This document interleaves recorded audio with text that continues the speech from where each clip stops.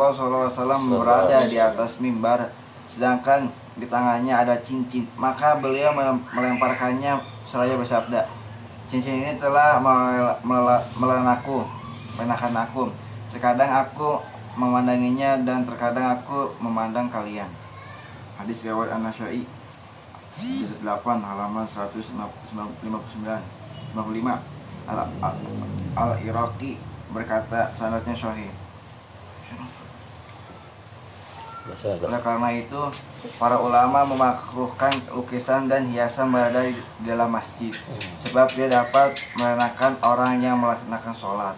Ibnu Khuzaimah meriwayatkan sebuah al-Thar dan dia mensahihkannya bahwa Umar bin Khattab radhiyallahu anhu pernah memerintahkan untuk membangun masjid-masjid, dan dia mensyaratkan yang dapat melindungi orang-orang dari hujan.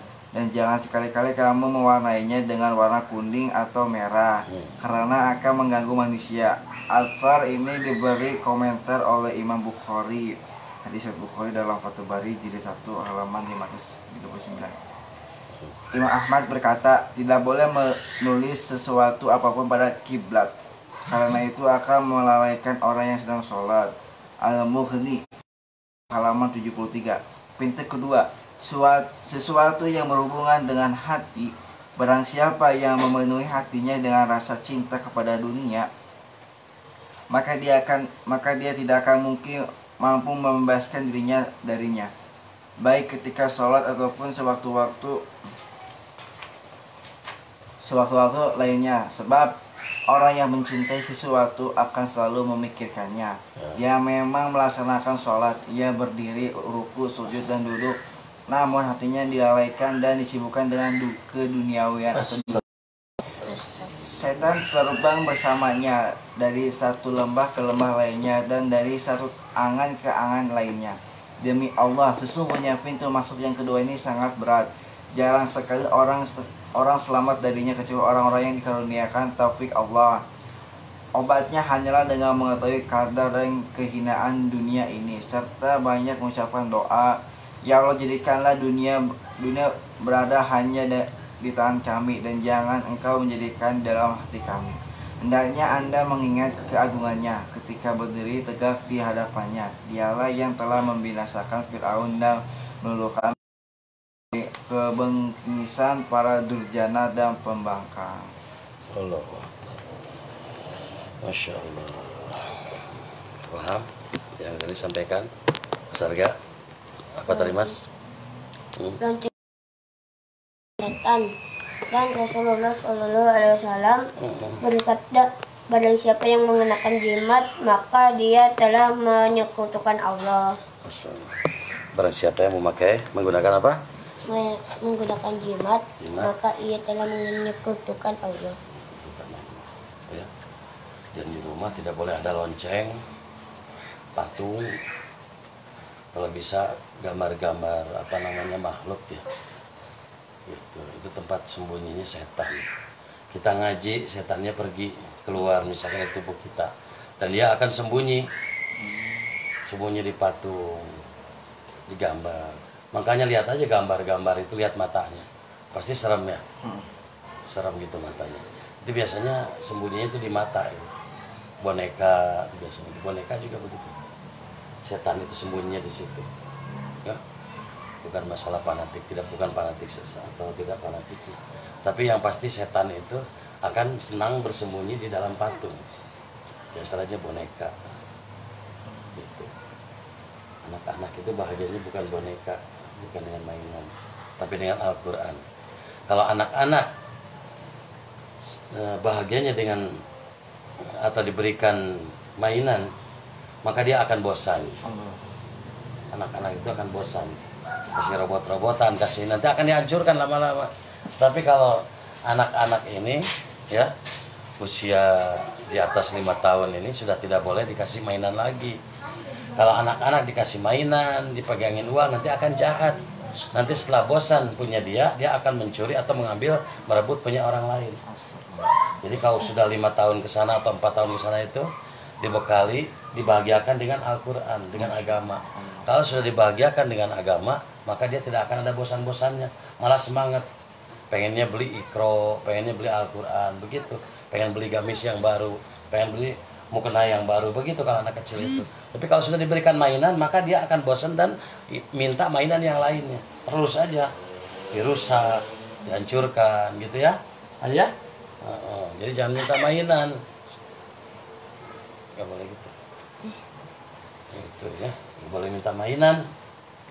Gitu. Jadi perlakukan atau berikan kebahagiaan anak kita ini dengan Al-Quran atau dengan perkara agama, dengan kegiatan agama. Insya Allah kalau kita mendidik, kita sibukkan anak kita dengan agama, maka ada sifat ketaatan, ada sifat malaikat. Dia akan taat kepada orang tuanya. Tapi kalau anak-anak dipakai mainan, dikasih PS, dikasih game, dikasih apa, dia akan keras melawan sama orang tuanya, ya, akan melawan sama orang tuanya. Tapi berikan, kita ajak jalan-jalan ke tempat-tempat yang bagus itu apa? Masjid yang bagus, perkenalkan film-film atau misalkan apa namanya tayangan tentang Islami. Maka kalau anak dikenalkan dengan perkara agama, ada sifat ketaatan kepada orang tuanya, dan nanti ada sifat ketaatan kepada Allah dan Rasulnya, karena ada rasa cinta, gitu. Seperti itu, ya. Jadi kalau bisa bersih sebersih mungkin. Begitupun di masjid. Di masjid pun tidak boleh ada hiasan-hiasan, itu tidak boleh. Gitu. Sekarang itu di dalamnya tuh, kalau dulu kan ada seperti tombak apa gitu ya. Kalau sekarang tuh nggak ada, paling minyak wangi saja. Itu kaligrafi ya. Ya itu di dalam Ka'bah itu. Tidak boleh ada jimat-jimat atau apa gitu. Apalagi ada satu benda yang diyakini bisa memberi manfaat, maka setan ini atau jin ini akan datang masuk ke dalam tubuh kita. Biasanya kalau ada satu benda di dalam rumah kita dan diyakini bisa memberi manfaat, maka rumah itu akan panas suasananya, ya. Keluarganya ini anggotanya saling suudzon, gitu. Istrinya suudzon kepada suaminya, saling curiga, seperti itu terus, dan bertengkar. Ibunya marah-marah terus sama anaknya, anaknya marah-marah terus sama ibunya. Begitupun suaminya tidak betah di rumah. Pokoknya suasananya kalau ada jimat itu nggak betah, gitu. Dan kalau sudah ada jin di rumah kita, biasanya kadang tembok bagus juga jadi retak, ada suara geradak geruduk, itu berarti udah ada banyak setannya itu, jinnya itu. Bau-bau yang gak karuan, lembab begitu ya. Nah, begitu. Dan masjid pun begitu, masjid tidak boleh. Sunnahnya itu ke masjid pun tidak boleh kita memakai berada tulisannya, gitu ya. Misalkan ada tulisan Komunitas Pejuang Tauhid Indonesia, misalkan ada orang di depan nih salatnya nih, itu yang di meskipun husu, yang di belakang itu pasti terus dibaca aja, terus dibaca gitu. Atau misalkan di depan ini dituliskan ini, di depan ini dituliskan apa namanya, tidak boleh tidur. Nah, itu udah nggak boleh. Kalau bisa ini pengumuman itu di luar. Nanti kalau di masjid ada tulisan tidak boleh tidur dalam masjid, orang yang sholat itu nggak khusyuk, terus saja baca tidak boleh tidur di masjid, tidak boleh, terus saja. Itu nggak boleh tulisan-tulisan seperti itu, apalagi gambar. Apalagi sekarang banyak yang namanya kaligrafi yang mengarah kepada kesyirikan, atau ada sihir putihnya, hitmir itu. Sehingga benernya kayak bener gitu. Sini Allah, sini Muhammad, depannya hitmir. Kita alhamdulillah dengan mengadakan pelatihan ruqyah syariah beberapa kali itu, kita mendapati masjid yang ada itunya, dan kita jelaskan pelan-pelan, akhirnya dibuka dan mereka paham itu. Ya, hati-hati hiasan-hiasan, apalagi gambar foto caleg gitu kan, seperti itu, nanti malaikatnya itu tidak akan mau itu ikut salat dengan kita, akan pergi. Karena apa? Ada setan bersembunyi matanya. Tapi gimana kalau fotonya atau gambarnya Syekh Abdul Qadir Jailani? Memang benar gitu itu fotonya Syekh Abdul Qadir Jailani, kayak yang tahu aja. Orang-orang soleh ini, orang-orang yang suci ini tidak mau gambarnya disebarkan. Iya, tidak mau gitu. Atau misalkan foto Sayyidina Ali, Sayyidina Umar gitu ya, para sahabat gitu di situ. Wow, itu nggak ada seperti itu. Orang sahabat ini nggak mungkin gitu ya disebarkan gambarnya. Ini justru kayak benar padahal salah. Malah tempat sembunyinya apa? Setan, betul. Ya, terus apa lagi tadi? Ya. Setan menggoda manusia setelah sholat.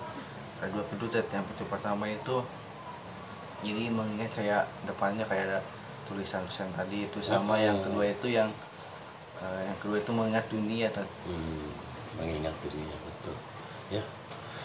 Makanya berhala-berhala atau kesyirikan yang ada di dalam hati ini, yaitu ketika kita masih mencintai, masih memikirkan, membayangkan dunia.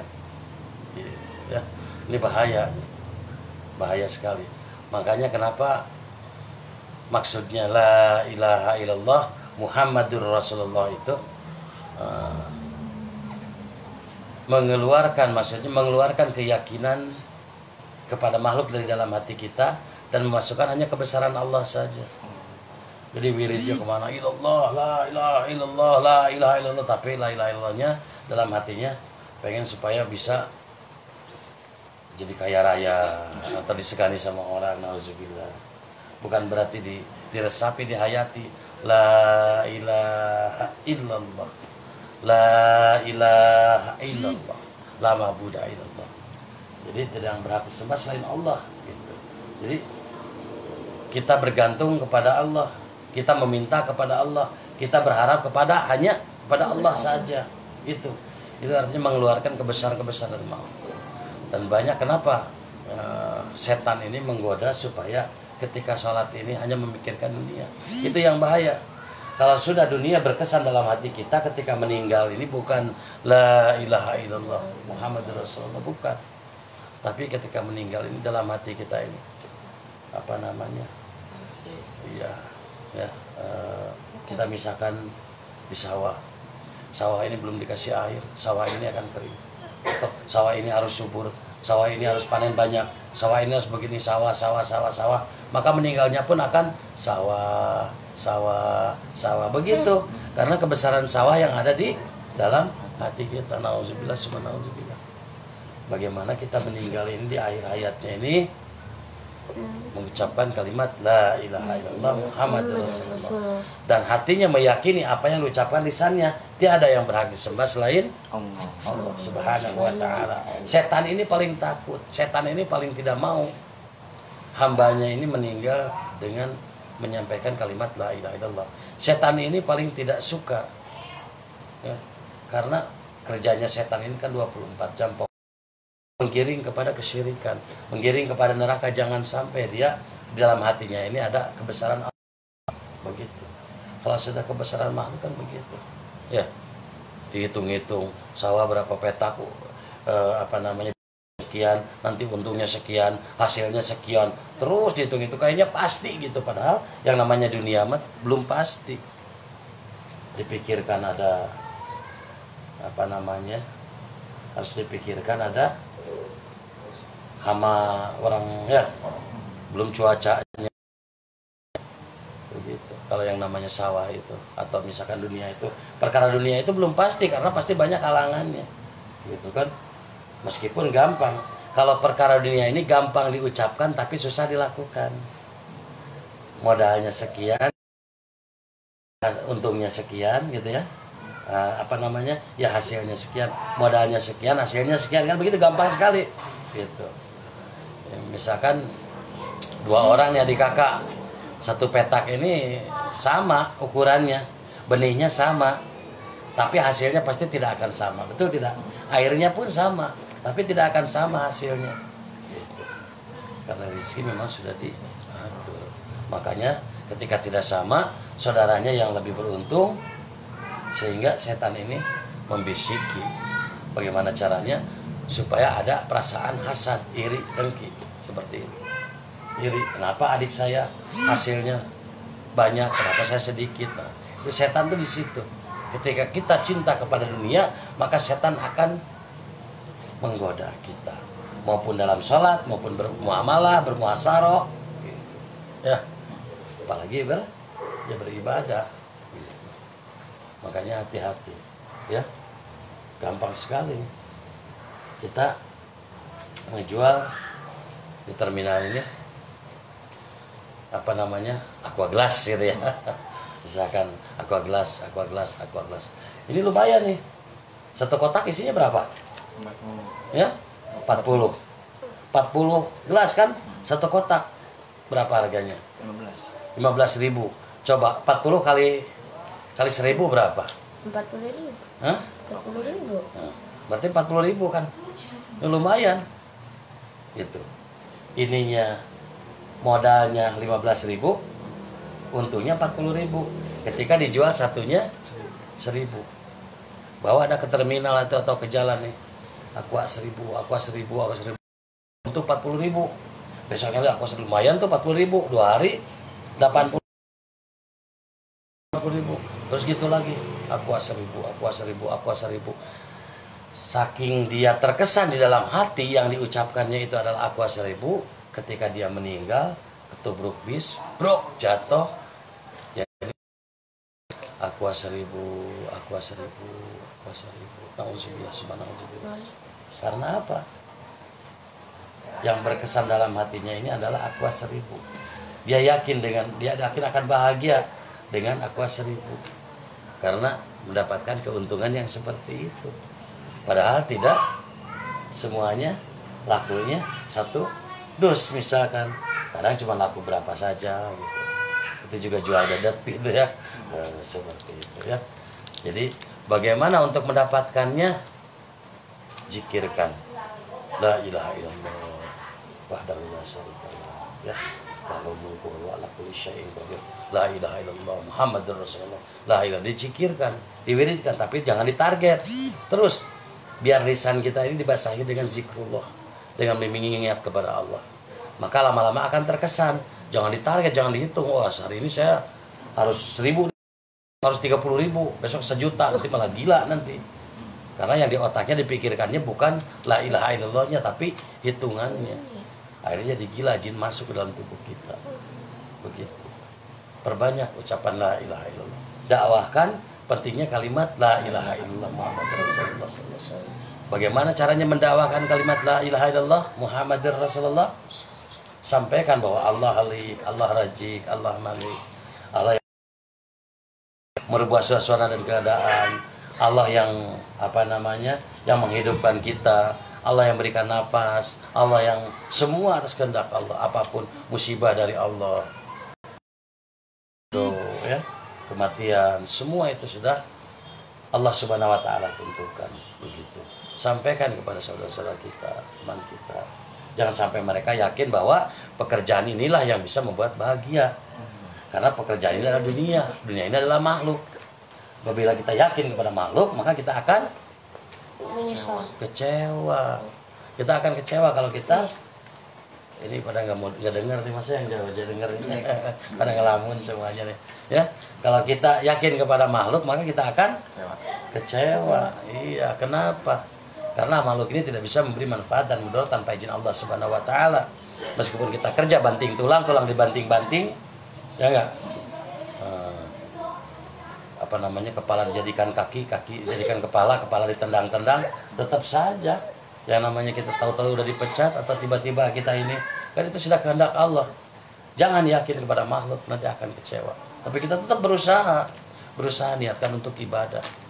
Bekerja itu untuk ibadah, apapun pekerjaan kita, siapapun yang menyuruh kita, hakikatnya dari Allah Subhanahu wa taala.